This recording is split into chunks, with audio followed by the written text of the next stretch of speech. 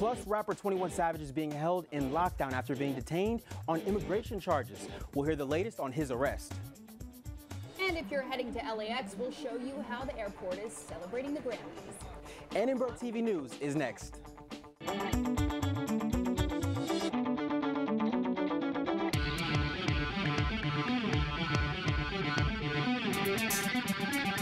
Live from USC, you're watching Annenberg TV News.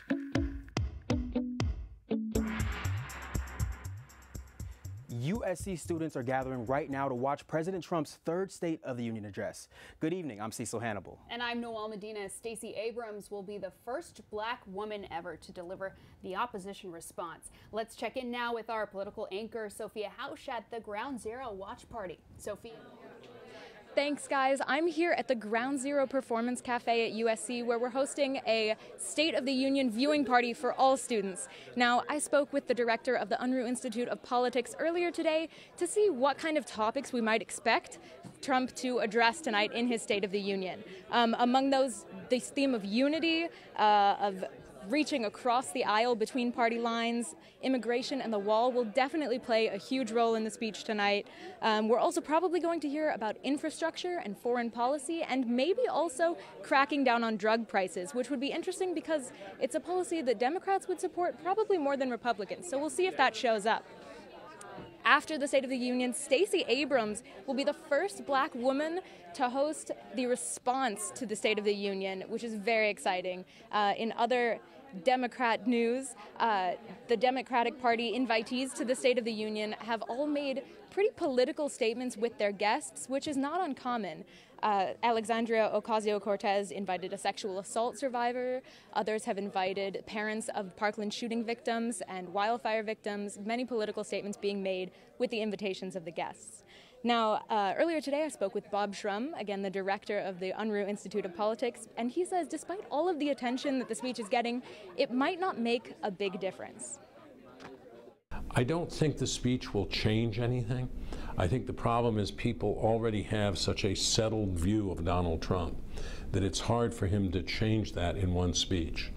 Calls for unity from Trump, or the rhetoric of unity from Trump, never translate into action. His whole game plan is to divide the country, to satisfy a hardcore base, which I think is only about 33, 34, 35%. It'd be very hard for him to get reelected. But he seems a prisoner of that base. The State of the Union will air at 6 p.m. Pacific time tonight, right after ATVN, and it will be followed by the Democratic response delivered by Stacey Abrams. If you're on the USC campus, you can still stop by Ground Zero for the viewing party. Back to you guys in the studio. Alrighty, thanks, Sophia. Well, USC students and professors have varying reasons for watching President Trump's address tonight. Our reporter Aulai Duklo has more on what makes people either tune in or tune out. Luis Toon is a freshman political science student who is involved in student government and community council. He is also undocumented. I feel that the presidency is just making more setbacks for students that are AB 540 undocumented. He says he plans to watch the State of the Union to see the president's plan for the border. As well as just giving unhuman treatment to individuals that just want to be able to come to the country and be able to get opportunities. I'm here just to study and be able to help out my family. There's nothing else that I want. But one USC professor says the speech isn't worth watching. It's just an opportunity for the president to basically have a very good political advertisement. According to the Pew Research Center, 37% of the country approves of Trump's presidency. His approval rating here on campus varies even among student Republicans. Now, I would say I definitely feel on campus, if you said you were a Trump supporter, there's a lot of people who would just disassociate with you. Austin McLeod is a part of the college Republicans of USC. He says he does not agree with most of Trump's decisions. Basically everything on Twitter. Though he does agree with the president on some issues. I do think border security is important, but I also think that,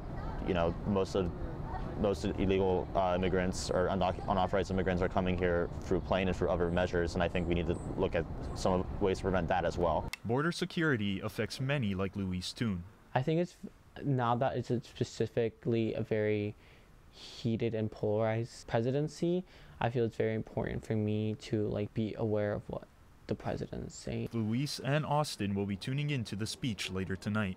For Annenberg Media, I'm Ali Duklo. Grammy-nominated rapper 21 Savage is in custody in Georgia. On Sunday, immigration agents detained him for allegedly staying over his visa. He came to Atlanta from the UK when he was 7 years old. He was born Shia bin Abraham Joseph. He lost his legal status in 2006, but his mother and his 3 children are U.S. citizens. If the Atlanta rapper is deported, he could be banned from entering the U.S. for 10 years.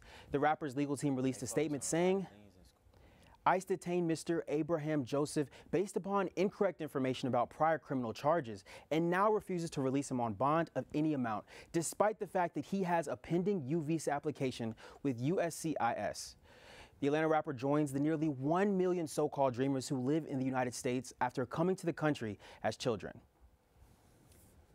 Virginia Governor Ralph Northam has not yet announced whether he will resign from office. This comes after a yearbook photo surfaced over the weekend of what appears to be the governor posing in a racist photo while in medical school.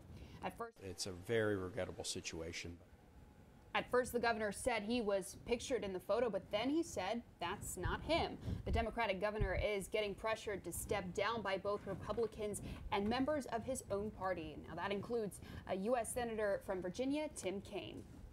It's a very regrettable situation, but there's sort of been a loss of confidence by many people in his ability to carry forward, and so for that reason we think the right step is for him to step down. We've made a recommendation to him, but the decision is his to make. If Northam does step down, Lieutenant Governor Justin Fairfax will step up, although Fairfax now faces allegations himself of sexual assaults. And the South Pasadena Police Department is about to roll out a new program this week to help hearing and speech impaired people. Annenberg Media's Taylor Elliott has more on how it's improving accessibility.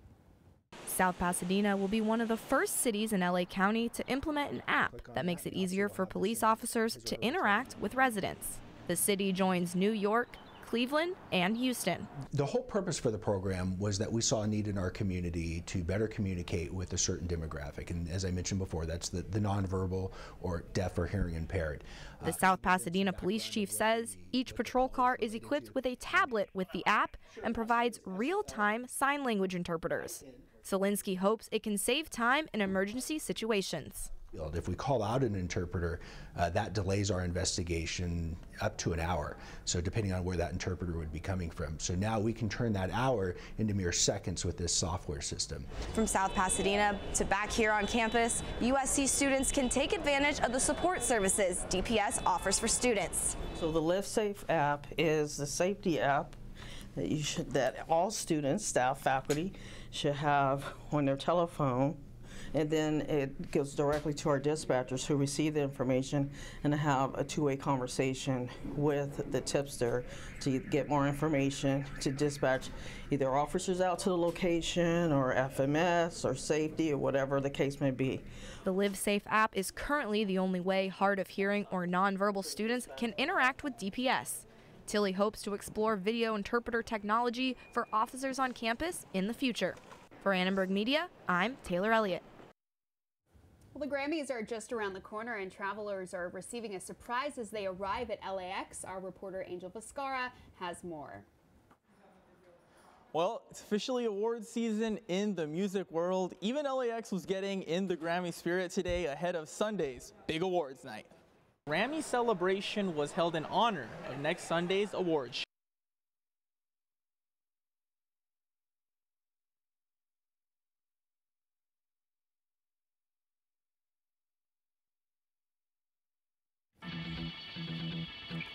I'm excited for the awards coming up on Sunday. I am too, definitely. Well, we'll talk to you guys. We'll have more for you guys about the Grammys coming up after the break.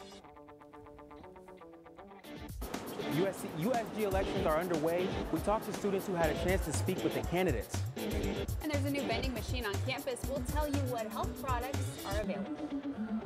LA is ready for the Oscars. Don't miss a new exhibit that features costumes from 25 films. 1 in 6 seniors faces the threat of hunger, and millions more live in isolation. America, let's do lunch. Drop off a hot meal and say a quick hello.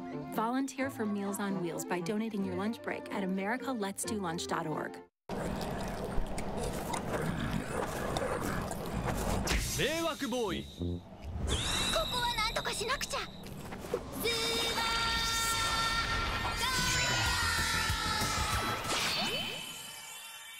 スーパーカインドの交通機関案内。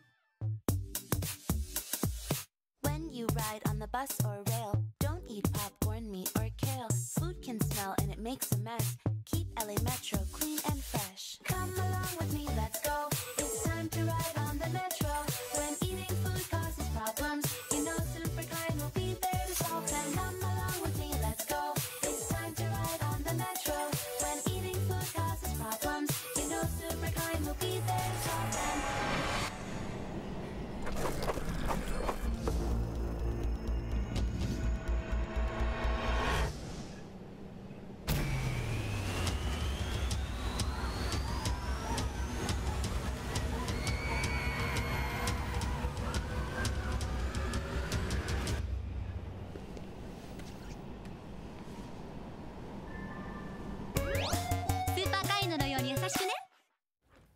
Talk about a fundraiser. Bennett College is celebrating the nearly $9 million it raised in less than 2 months, and the checks keep rolling in. Bennett College is one of only 2 all-women historically black colleges left in the country. The HBCU set out to raise $5 million to save its accreditation after hitting a financial low point. But get this, it ended up raising $8.2 million thanks to a social media campaign started just before the holiday season and ended February 1st. Bennett College will still have to formally appeal to maintain its accreditation. A hearing is set for February 18th, and a final decision will be made on the 25th. A big congrats to them. Now, voting for the undergraduate student government began last night at midnight. Candidates have been making their way around campus to gain as many votes as possible. Candidates and supporters lined Truesdale today campaigning for votes. Students had a chance to meet and speak with the candidates only one last time before they cast their ballot. Everybody's tuition is contributed to student government every year, so at the end of the day, you want to get to decide what gets done with your money, what values you want your student government to exemplify in the next year. So it's really, at the end of the day, getting the most bang for your buck. And just a reminder, the polls close on Thursday at 11:59 p.m. Students who vote on Truesdale or take a screenshot of their votes will receive a free food ticket. It looks like getting your over-the-counter meds just got easier. USG installed a vending machine on campus that will save students a trip to the pharmacy, even after hours. Need a cough drop or some pain relief, but the pharmacy is closed? Look no further. Right next to Webb Tower, you'll find a pharmacy vending machine. It's just outside the Starbucks. The machine holds the essentials from pads to tampons and, well, the essentials. Instead of having them go to the pharmacy or to CVS, we thought it'd be really convenient just to have a vending machine that had all these resources available to them and made them maybe a little less intimidated, because there's objects such as condoms and Plan B in there that they may not feel comfortable going to get at the pharmacy.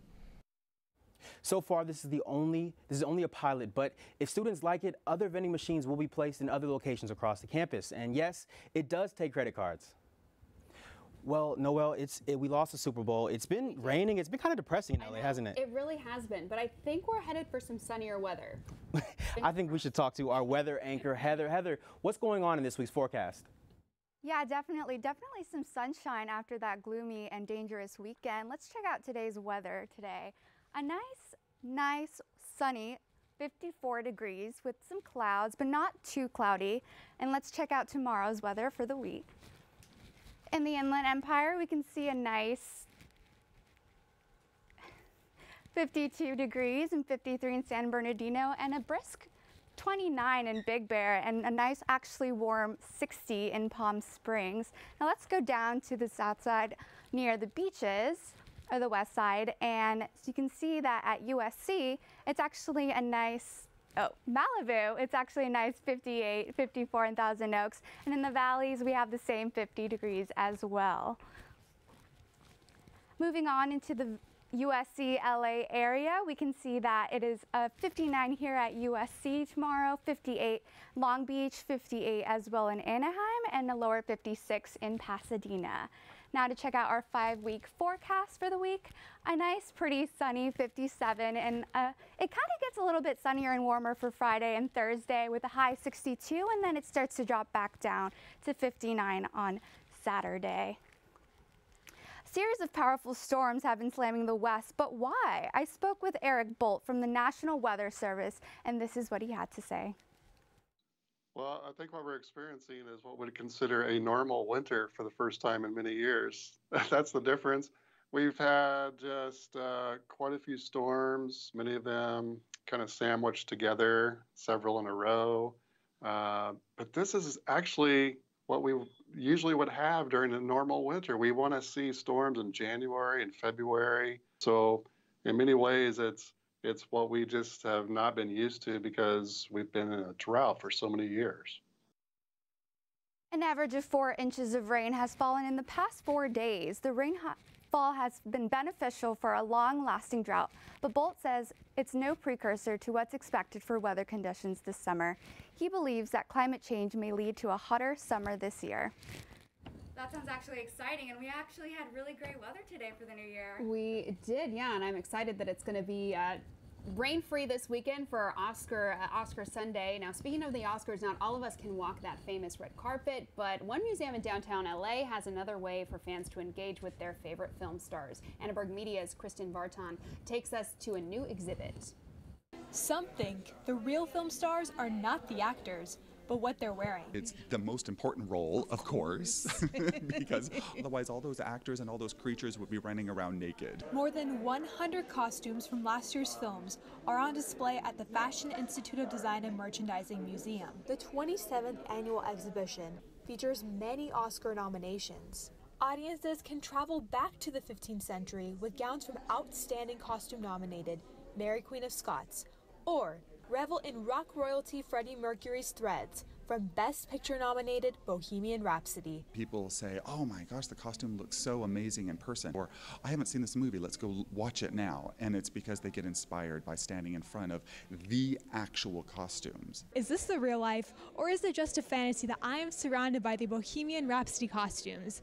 This film, like many of the ones up for Best Picture, are representing historically marginalized communities. It's a great honor to be recognized by the Academy. Ruth E. Carter's costume design brought Wakanda to life, the world where audiences finally got their first black superhero. It is a powerful movie for people of color. It's a powerful movie for all people. We all have this love letter to Africa through the Black Panther and its costumes, and we all want to celebrate culture. We all want to know a little bit more about each other. All 5 outstanding costume design nominations are brought to life in the exhibit until April 12th. With Annenberg Media, I'm Kristen Vartan. There's a lot of entertainment news this week, but also a lot of sports, too. Sports news, and we'll toss it to our anchor, Faith Bonds. Sports in a bit. That's right, guys. It's out with the old and in with the new. When we come back, we'll be talking about National Signing Day and the prospects for USC football this year. After that, we'll discuss excellence on the USC basketball court. Standout Nick Rakocevic has been leading Trojan men's basketball throughout the past month. And finally, we'll shift to women's basketball, where a star freshman won a prestigious honor for USC. More on that after the break.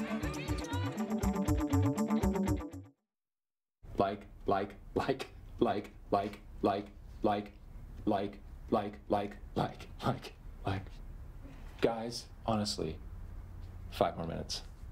Like.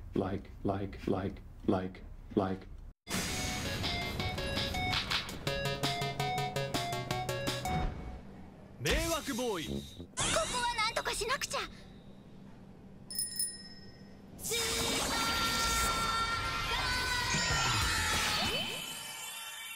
スーパーカインドの交通機関案内。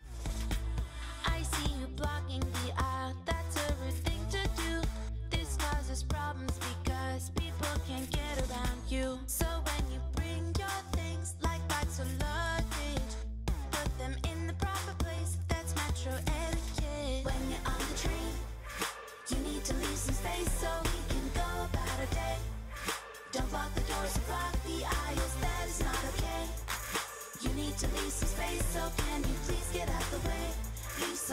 the rest of us.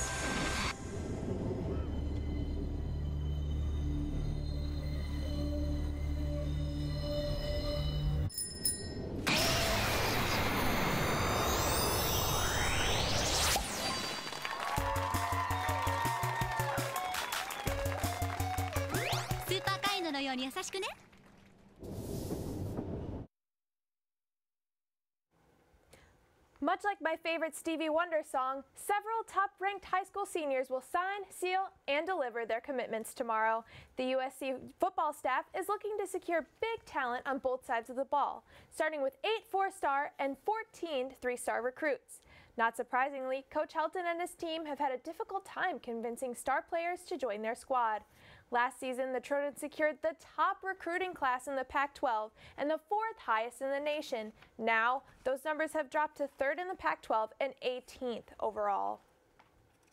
One place where the Trojans are hoping to make up ground is on defense. In order to fill the talent gaps left by graduated players Porter Gustin, Cam Smith, and Marvell Tell III, defensive coordinator Clancy Pendergast has worked hard to secure a strong D-line. The biggest standout comes from Centennial High School in Corona, California, and his name is Drake Jackson. As the number 3 ranked defensive end in the nation, we should expect to see some powerful coverage from him next year.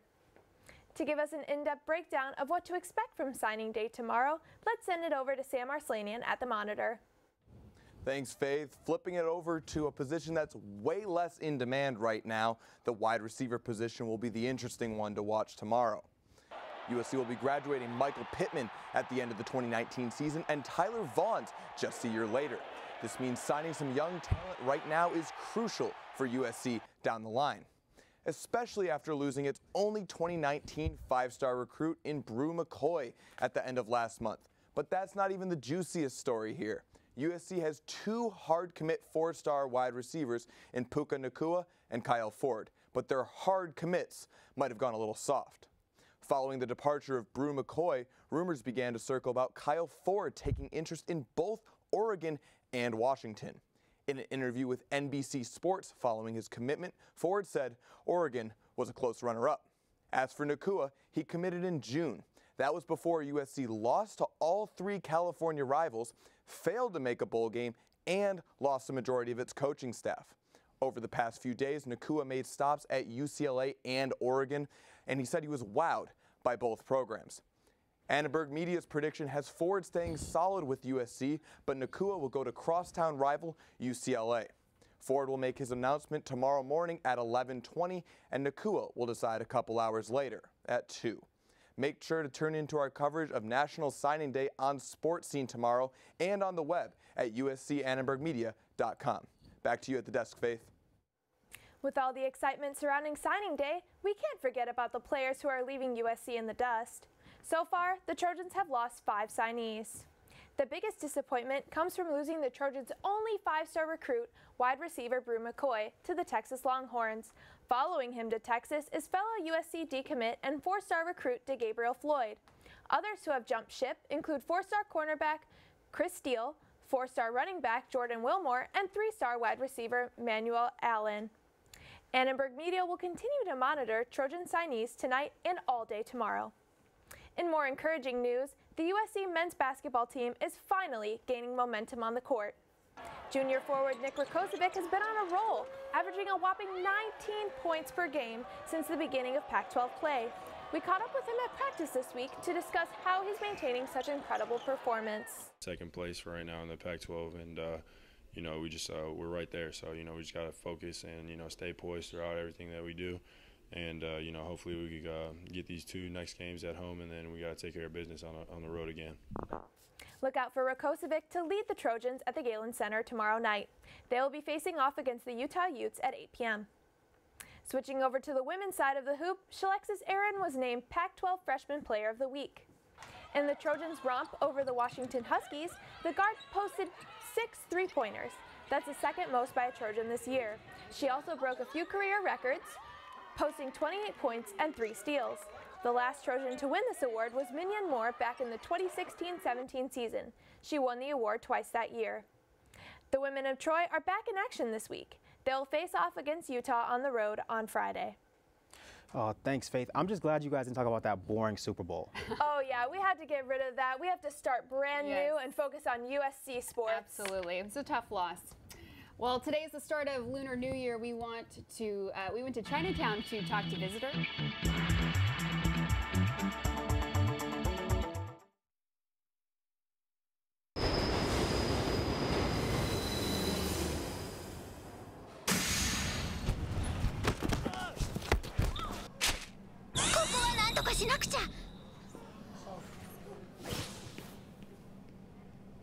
Hey guys, Danny Trejo here.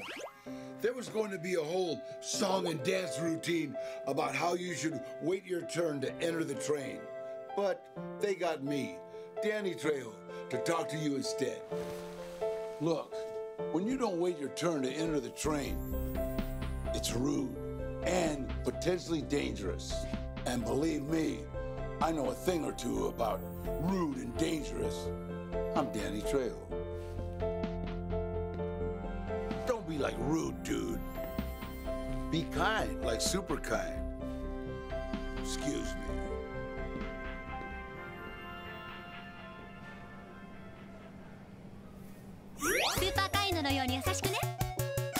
I adopted Bento in 2010 from a shelter. As it turns out, we have very similar personalities. And this cat makes me make art because he's always motivating me to take pictures of him, to draw pictures of him.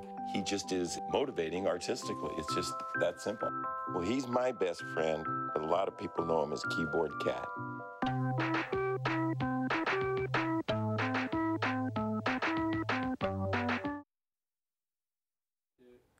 Today marks the official start of the Lunar New Year, and Los Angeles is getting ready to celebrate. We talked to both newcomers and longtime residents of LA about what the Year of the Pig means to them.